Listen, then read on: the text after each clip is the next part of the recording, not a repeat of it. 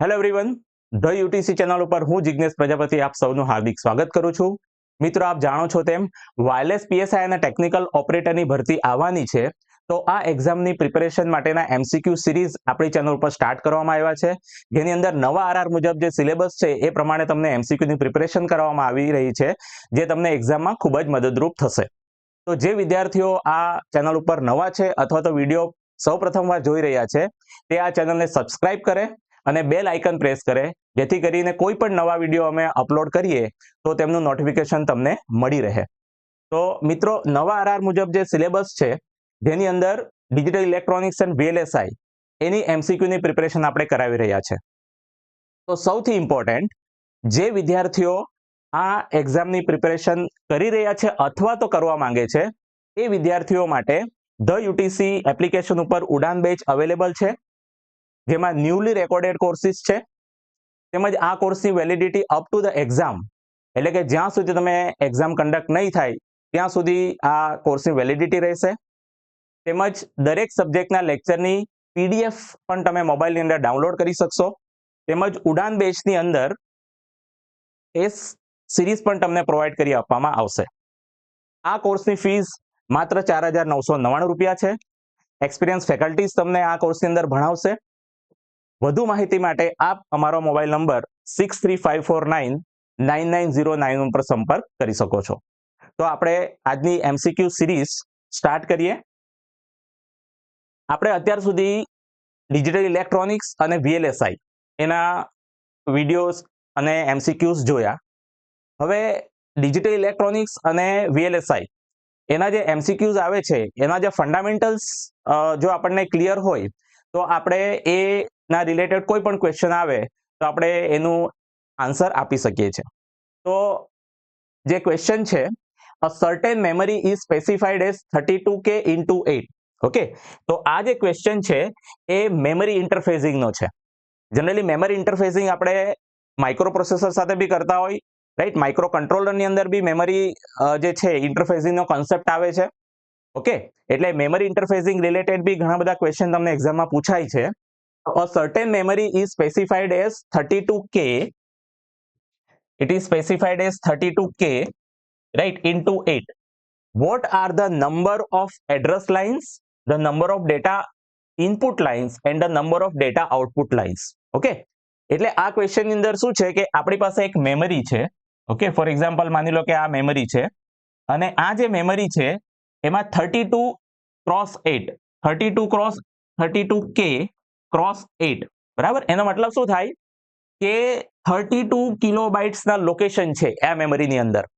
Okay, 32 કિલોબાઇટના location એટલે for example માની લો કોઈક મેમરી છે, એ મેમરીની અંદર આ રીતે 4 લોકેશન છે, રાઈટ. તો આપણે એવું કહી શકીએ કે આની અંદર 4 લોકેશન છે. ઓકે, માની લો એ મેમરીની અંદર આ રીતે અપ ટુ ધ 0 to 15 એટલે કે ટોટલ 16 લોકેશન છે, બરાબર. તો આપણે એવું કહી શકીએ કે એની અંદર 16 અલગ અલગ લોકેશન છે જેની ઉપર આપણે ડેટા લખી શકીએ, રાઈટ, ડેટા સ્ટોર કરી શકીએ. તો હવે જ્યારે 16 આ રીતે લોકેશન હશે ત્યારે આપણને ડિજિટલના કન્સેપ્ટ પ્રમાણે 2⁴ 2⁴ કરીએ તો આપણને કેટલા મળે? 16. એટલે કે 2⁴ જેટલી એડ્રેસ લાઈન, રાઈટ, આટલી એડ્રેસ લાઈન, રાઈટ, 2⁴ એટલે કે 4 એડ્રેસ લાઈન આપણને જોઈશે 16 અલગ અલગ મેમરીને એડ્રેસ કરવા માટે, રાઈટ. એટલે 4 એડ્રેસ લાઈન જો હશે ને તો આપણે 16 અલગ અલગ મેમરીના લોકેશનને એડ્રેસ કરી શકીએ. એટલે મેમરી જ્યારે કન્સેપ્ટ આવે ત્યારે અંદર બે વસ્તુ આવે, એક તો એડ્રેસ લાઈન. ઓકે, અહીં આપણે માની લો કે એડ્રેસ લાઈન કરીએ. Okay, A0 to AN. Okay, તો આ જે છે એ એડ્રેસ લાઇન્સ છે, રાઈટ. હવે આ એડ્રેસ લાઇનનું કામ શું હોય તો આ મેમરીની અંદર જેટલા લોકેશન છે એ લોકેશનને એડ્રેસ કરવાનું કામ એડ્રેસ લાઇનનું હોય. હવે આ કેસની અંદર આપણે જોયું કે 16 એડ્રેસીસ છે તો આપણને 4 એડ્રેસ લાઇન જોઈશે A0 to A3. ઓકે, એટલે આ જે 32K છે એના પરથી આપણે એડ્રેસ લાઇન નક્કી કરીશું. ઓકે, પહેલું. બીજું, into 8 છે એનો મતલબ એવો થાય કે એના જેટલા બી લોકેશન હશે 32K માંના 32K લોકેશન છે એ લોકેશન ઉપર એક લોકેશન ઉપર 8 બીટ જેટલા ડેટા આપણે સ્ટોર કરી શકીએ, રાઈટ. 8 બીટ એટલે ફોર એક્ઝામ્પલ 1001 1101 આ 8 બીટ કહેવાય ડેટા. તો 8 બીટ જેટલો ડેટા આપણે એની ઉપર સ્ટોર કરી શકીએ એક લોકેશન ઉપર. ઓકે, એટલે આના પરથી આપણને જે ક્વેશ્ચન પૂછ્યો છે, what are the number of address input lines, બરાબર, એટલે કે નંબર ઓફ એડ્રેસ લાઇન્સ કેટલી છે, the number of data input lines. Okay, એટલે ડેટા લાઇન્સ જે છે એ કેટલી છે, ડેટા ઇનપુટ લાઇન એટલે કે આ જે ડેટા છે એ મારે મેમરીમાં લખવા છે, તો કેટલી મને ડેટા લાઇન્સ જોઈશે, રાઈટ. 8 બીટ જે છે ડેટા લાઇન તો આપણે ડાયરેક્ટલી લખી શકીએ કે 8 બીટ આપણે ડેટા સ્ટોર કરવા છે એટલે 8 આપણને ડેટા બીટ્સ જોઈશે.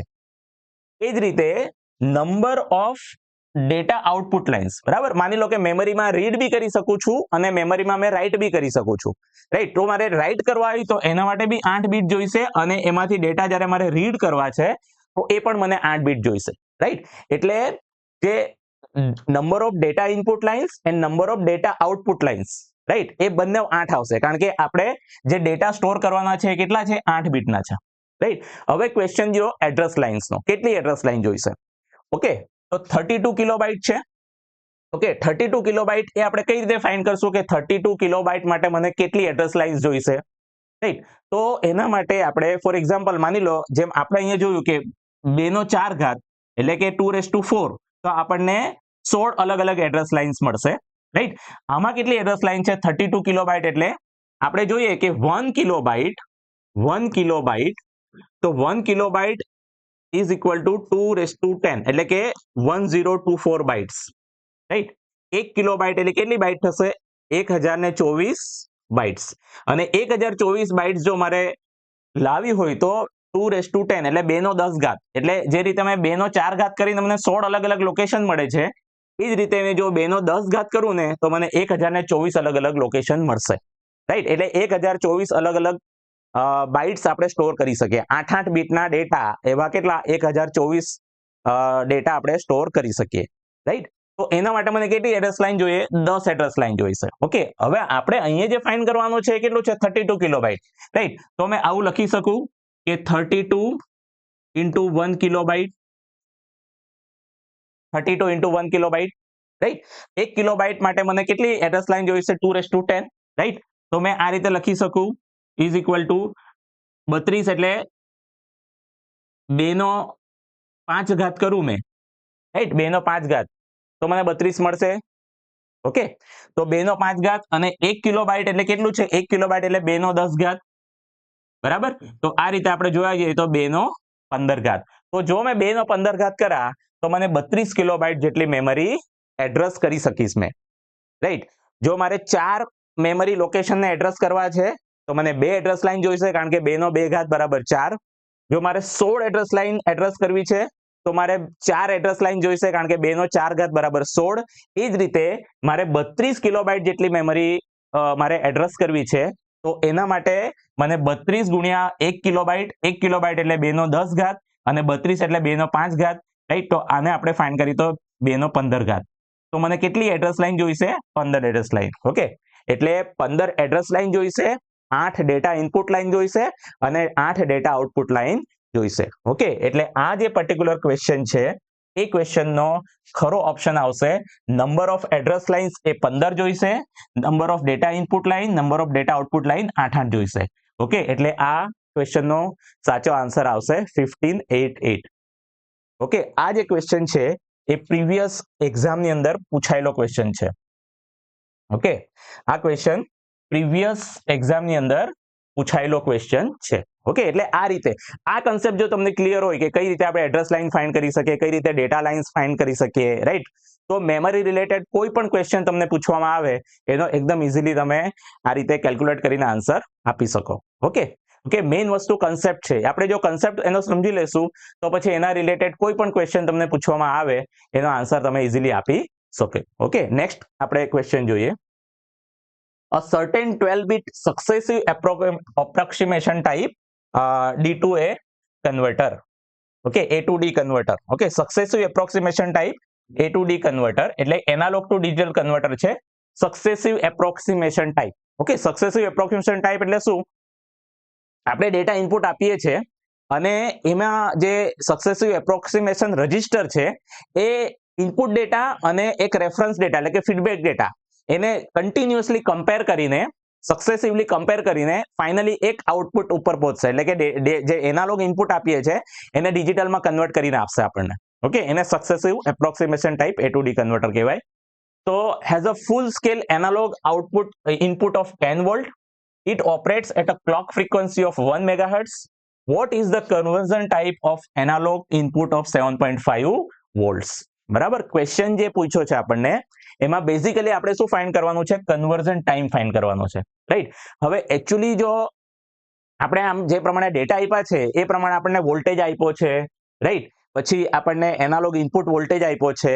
ઓકે, એટલે એ રીતે આપણે જોવા જશું. જો આપણને પર્ટિક્યુલર ટોપિક જો ક્લિયર નહીં હશે ને તો આપણે બધા કેલ્ક્યુલેશનમાં જતા રહીશું, રાઈટ. હકીકતની અંદર આ ક્વેશ્ચનની અંદર જે આપણે કન્વર્ઝન ટાઈમ ફાઇન્ડ કરવાનો છે એ કન્વર્ઝન ટાઈમ માટે એનું સિમ્પલ ઇક્વેશન છે સક્સેસિવ 12 બીટ, એટલે કે કોઈ પણ સક્સેસિવ એપ્રોક્સિમેશન ટાઈપ રજિસ્ટરની અંદર એનો જે કન્વર્ઝન ટાઈમ છે એ કન્વર્ઝન ટાઈમ નું ઇક્વેશન આવશે n ઇન્ટુ આપણને જે ક્લોક ફ્રીક્વન્સી આપી છે તે, રાઈટ, એટલે કે ટી ઓફ ઓસિલેટર.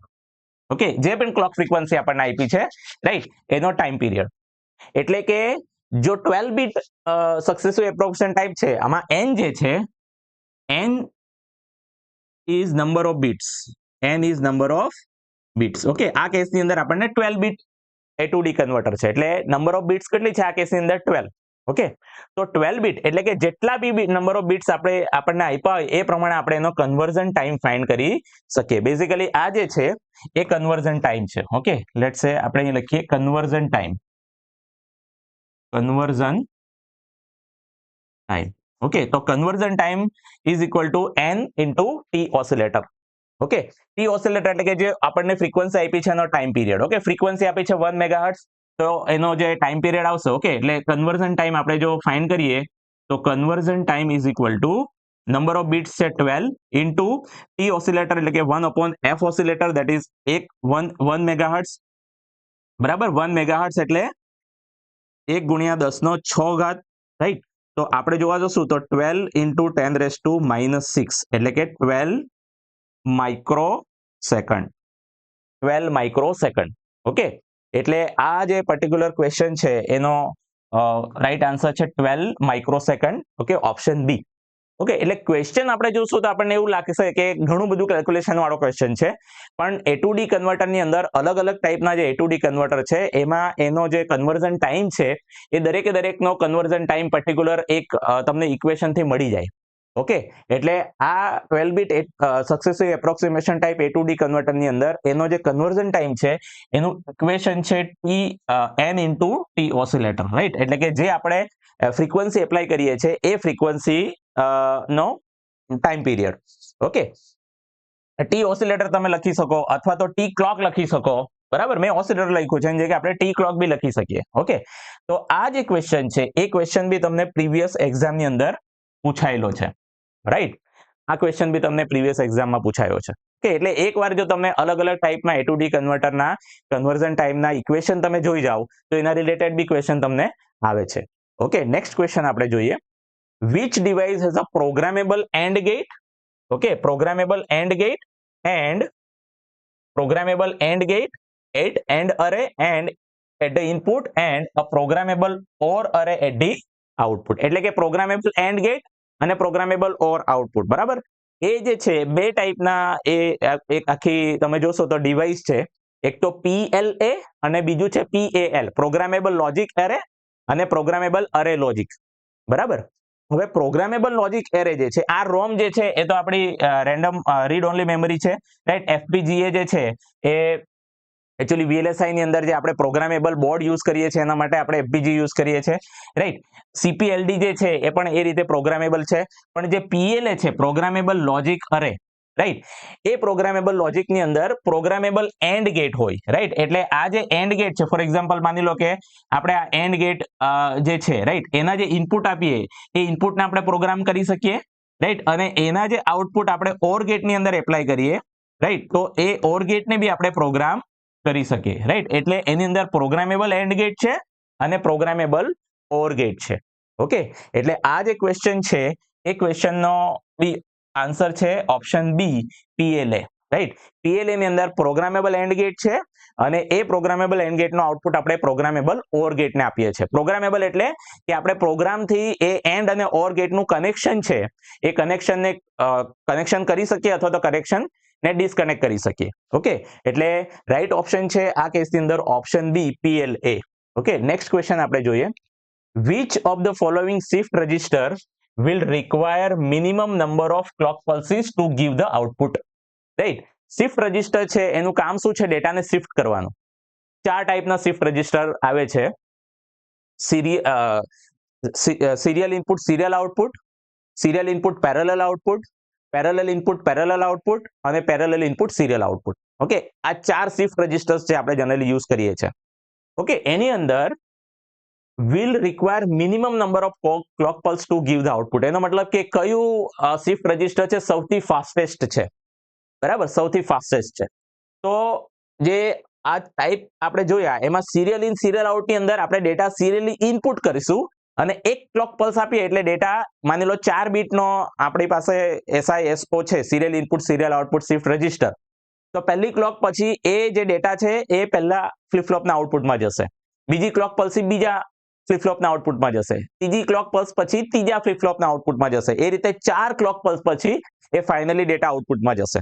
એટલે 4 ક્લોક પલ્સ લેશે જો 4 બીટનો ડેટા હશે તો, right. Parallel in serial out જે છે એમાં ડેટા આપણે પેરેલલ પહેલા ઇન કરીશું, રાઈટ. એટલે ડેટા ઇનપુટ તો પેરેલલી થઈ જશે, એકી સાથે બધા થઈ જશે, પણ શિફ્ટ પાછું સિરિયલી કરીએ છીએ એટલે એક ક્લોક પલ્સ પછી ડેટા એકવાર શિફ્ટ થશે, બીજી ક્લોક પલ્સ પછી ડેટા બીજી વાર શિફ્ટ થશે, ત્રીજી ક્લોક પલ્સ પછી ડેટા ત્રીજી વાર શિફ્ટ થશે, બરાબર. એટલે એ અગેન ડેટા એકવાર પેરેલલી લોડ થઈ ગયા પછી આઉટપુટમાં જતા પાછા 4 ક્લોક પલ્સ લેશે. Okay, serial in parallel out આપણે ડેટા સિરિયલી ઇન કરીએ છીએ. ઓકે, એટલે એક ડેટા આઉટપુટ જશે, બીજો જશે અને જ્યારે અગેન પછી 4 ક્લોક પલ્સ પછી ડેટા જે લાસ્ટ ફ્લિપ ફ્લોપ છે એના આઉટપુટમાં જશે એટલે અગેન એ પણ 4 ક્લોક પલ્સ લેશે. જ્યારે પેરેલલ ઇન પેરેલલ આઉટપુટમાં શું થશે? તો પેરેલલ ઇન પેરેલલ આઉટપુટ માની લો કે 4 બીટનો આપણે આ રીતે એક શિફ્ટ રજિસ્ટર લઈએ, આ 4 બીટનો shift parallel in parallel out છે, રાઈટ. તો આ જે છે માની લો આ બધા જે ફ્લિપ ફ્લોપ છે આ ડી ફ્લિપ ફ્લોપ્સ છે. ઓકે, તો આ ડી ફ્લિપ ફ્લોપ ની અંદર આપણે જે ડેટા ઇનપુટ આપીશું, ઓકે, એ ડેટા આપણે અહીંયા પેરેલલ ડેટા આ રીતે ઇનપુટમાં આપીશું.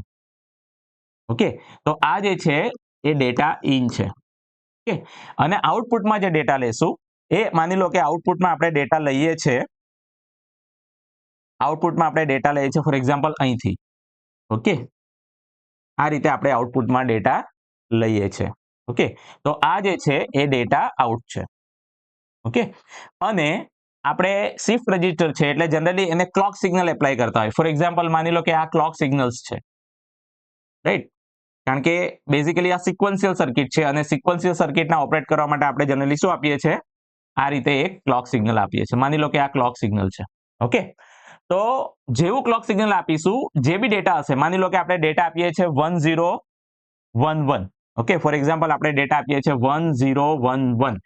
જેવું ક્લોક પલ્સ એપ્લાય કરીશું ને એવું આ ડેટા આઉટપુટમાં આવી જશે એટલે 1011 અહીંયા આઉટપુટમાં આપણને મળી જશે. એટલે એક જ ક્લોક સિગ્નલની અંદર આઉટપુટની અંદર ડેટા આવી જશે. કારણ કે ડી ફ્લિપ ફ્લોપ શું કરશે? જે બી આપણે ઇનપુટ આપશું એ સિમ્પલ આઉટપુટની અંદર આપણને આપી દેશે. તો એક જ ક્લોક સિગ્નલની અંદર આપણને આઉટપુટ મળી જશે. એનો મતલબ કે જે parallel in parallel output shift register છે એ સૌથી ફાસ્ટેસ્ટ શિફ્ટ રજિસ્ટર છે. એટલે કે જેવા ડેટા આપણે ઇનપુટ આપીશું એક જ ક્લોકની અંદર આપણને આઉટપુટની અંદર આપી દેશે. ઓકે, એટલે આ રીતે આપણે જે છે અલગ અલગ શિફ્ટ રજિસ્ટર જે છે એની અંદર ડેટા કઈ રીતે આપણને આઉટપુટમાં મળે એ કેલ્ક્યુલેટ કરી શકીએ. Okay, if a JK flip flop toggles more than once during one clock cycle it is called JK flip flop ની અંદર આપણે જો એનું ટ્રુથ ટેબલ જોઈએ, રાઈટ. તો JK ફ્લિપ ફ્લોપ નું ટ્રુથ ટેબલ આ રીતે છે. ઓકે, 0 0 0 1 1 0 અને 1 1. એમાં જો 0 0 આપણે એપ્લાય કરીએ તો આપણને QN એટલે કે જે પ્રીવિયસ આઉટપુટ હતું એ જ આઉટપુટ આપણને નેક્સ્ટમાં બી મળશે ક્લોક સિગ્નલ આપ્યા પછી. જો મેં 0 0 ઇનપુટ આપું તો, રાઈટ, 0 1 ઇનપુટ આપું તો પ્રીવિયસ આઉટપુટ ગમે તે હોય મને આઉટપુટ શું મળશે? 0 જ મળશે. 1 0 ઇનપુટ આપું તો પ્રીવિયસ આઉટપુટ ગમે તે હોય મને આઉટપુટ શું મળશે? 1 જ મળશે. અને જો મેં 1 1 ઇનપુટ આપું તો જે પ્રીવિયસ આઉટપુટ છે એના કરતા નેક્સ્ટ આઉટપુટ મને રિવર્સ મળશે. એટલે કે જો પ્રીવિયસ આઉટપુટ 1 હોય તો નેક્સ્ટ આઉટપુટ મને 0 મળશે. જો પ્રીવિયસ આઉટપુટ 0 હોય તો નેક્સ્ટ આઉટપુટ મને 1 મળશે. ઓકે, એટલે કે જ્યારે પણ જેકે ફ્લિપ ફ્લોપની અંદર આપણે toggles more than 1 during one clock signal, એટલે કે એક ક્લોક સિગ્નલમાં જો માની લો મેં 1 ઇનપુટ આપી રાખું તો શું થશે, એકવાર મને 1 આઉટપુટ મળશે, પછી 0 મળશે, પાછું 1 મળશે, પાછું 0 મળશે. આ જે કન્ડિશન છે એને ટોગલ કન્ડિશન કહેવાય. ઓકે, અને એ ટોગલ કન્ડિશન જે થાય છે એ કન્ડિશનને આપણે કહેશું રેસ અરાઉન્ડ કન્ડિશન.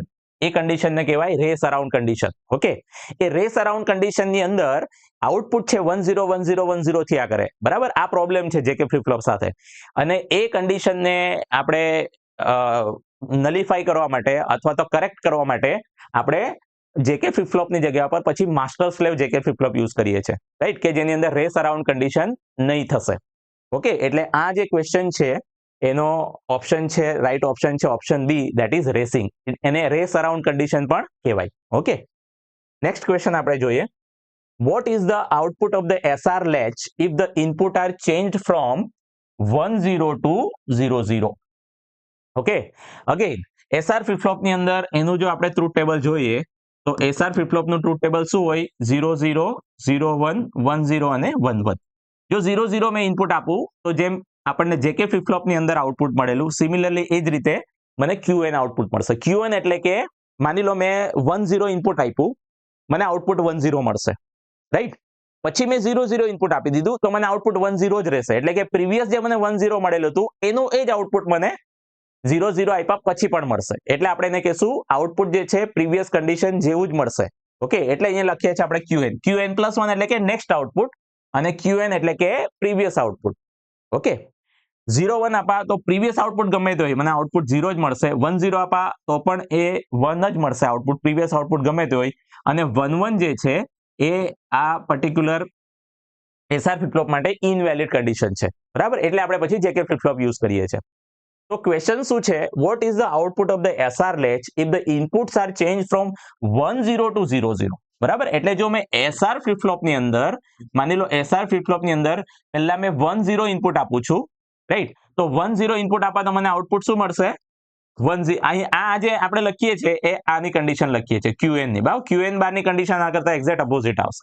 એટલે અહીંયા જો 1 મળે મને તો અહીંયા શું મળશે, 0. એટલે જો મેં 1 0 ઇનપુટ આપીશ તો મને આઉટપુટ અહીંયા 1 મળશે, અહીંયા 0 મળશે. ત્યાર પછી મેં ઇનપુટ શું કરું છું, 0 0 1 0 to 0 0. એટલે જો મેં 0 0 ઇનપુટ આપીશ તો શું થશે, આ 0 0 મેં ઇનપુટ આપું છું તો 0 0 જો મેં ઇનપુટ આપીશ 1 0 આપ્યા પછી તો 0 0 ઇનપુટ આપીશ તો એનો આઉટપુટ શું મળે આપણને, QN. એટલે કે જે પ્રીવિયસ આઉટપુટ મળેલું હતું એનું એ આઉટપુટ આપણને નેક્સ્ટમાં પણ મળશે. પ્રીવિયસ આઉટપુટ આપણને શું મળેલું હતું, 1 0. તો મેં 0 0 આપા ને તો એ સેમ આઉટપુટ મને નેક્સ્ટમાં પણ મળશે. એટલે કે નેક્સ્ટમાં બી મને શું મળશે, 1 0 જ મળશે. ઓકે, એટલે રાઈટ ઓપ્શન છે, રાઈટ, આ કેસની અંદર 1 0, ધેટ ઇઝ ઓપ્શન એ. બરાબર, આ Q બાર છે, Q ડેશ એટલે કે Q બાર એ ઓલવેઝ Q કરતા અપોઝિટ જ હશે. એટલે આ રીતે તમે જોશો તો ફ્લિપ ફ્લોપના જે ક્વેશ્ચન આવે છે જનરલીના ટ્રુથ ટેબલ પરથી, બરાબર, એનો કન્સેપ્ટ જો તમને ક્લિયર હોય કઈ રીતે એ વર્ક કરે છે તો તમે ઇઝીલી એનો આન્સર આપી શકો, રાઈટ. ટ્રુથ ટેબલ પરથી આ રીતે તમને ક્વેશ્ચન પૂછાય છે, રાઈટ. એટલે આ જે ક્વેશ્ચન છે આ ક્વેશ્ચન પણ પ્રીવિયસલી એક્ઝામની અંદર પૂછાયેલો ક્વેશ્ચન છે, રાઈટ. અલગ અલગ જે એક્ઝામમાં પૂછાતા હોય એમાંનો આ એક ક્વેશ્ચન છે. ઓકે, એટલે આ રીતે ક્વેશ્ચન તમને પૂછાય છે એક્ઝામની અંદર, રાઈટ. એટલે જો ફંડામેન્ટલી આપણે ક્લિયર હશે ને તો કોઈ પણ ક્વેશ્ચન તમને એવો માની લો આ SR ફ્લિપ ફ્લોપનું વર્કિંગ જો તમને ફંડામેન્ટલી ક્લિયર હોય તો એના રિલેટેડ કોઈ પણ ક્વેશ્ચન તમને પૂછવામાં આવે, રાઈટ, તો તમે એક ઇઝીલી એનો આન્સર આપી શકો. અને SR ફ્લિપ ફ્લોપનો જો ફંડામેન્ટલ તમને ક્લિયર હોય તો જેકે ફ્લિપ ફ્લોપનો આપોઆપ ક્લિયર થઈ જશે, માસ્ટર જેકે ફ્લિપ ફ્લોપનો આપોઆપ ક્લિયર થઈ જશે, રાઈટ. એટલે ત્યાર પછી તમારે કોઈ વસ્તુને એટલી પ્રિપેરેશન કરવા માટે એટલી બધી મહેનત નહીં કરવી પડે એકવાર તમે એક વસ્તુ ટેકનિકલી સમજી લીધા પછી. ઓકે, એટલે આ રીતના ક્વેશ્ચન તમને પૂછાય છે.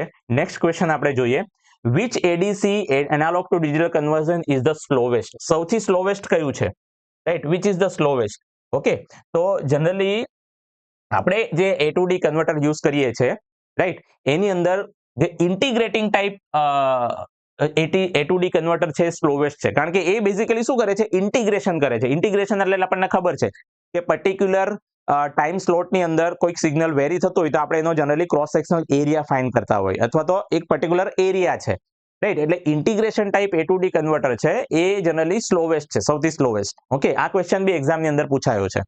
ઓકે, એટલે આ રીતે જો તમે જોશો તો ઘણીવાર અમુક ક્વેશ્ચન એવા પૂછાતા હોય કે આપણને જો એનું થિયરી થોડી ક્લિયર હોય તો આપણે એનો ઇઝીલી આન્સર આપી શકીએ. ઓકે, એટલે integrating type A to D converter છે એ જે છે સૌથી slowest A to D converter છે. ઓકે, નેક્સ્ટ ક્વેશ્ચન આપણે જોઈએ. હાફ એડર ઇઝ એ ખાલી જગ્યા સર્કિટ. ઓકે, ડિજિટલ ઇલેક્ટ્રોનિક્સ ની અંદર મેઇનલી બે ટાઈપની સર્કિટ છે, એક તો કોમ્બિનેશનલ સર્કિટ અને બીજું સિક્વન્શિયલ સર્કિટ. ઓકે, આપણે જે ફ્લિપ ફ્લોપ્સ જોયા એ ફ્લિપ ફ્લોપ એ સિક્વન્શિયલ સર્કિટ્સ છે. સિક્વન્શિયલ સર્કિટ એટલે એવી સર્કિટ કે જે સર્કિટનો આઉટપુટ એ પર્ટિક્યુલર કોઈ ક્લોક સિગ્નલ ઉપર ડિપેન્ડન્ટ હોય, બરાબર, તો એ સિક્વન્શિયલ સર્કિટ છે. જ્યારે કોમ્બિનેશનલ સર્કિટ છે એમાં કોઈ ક્લોક સિગ્નલ આવતી નથી, જેવું તમે ઇનપુટ આપશો એવું તમને આઉટપુટ મળી જશે.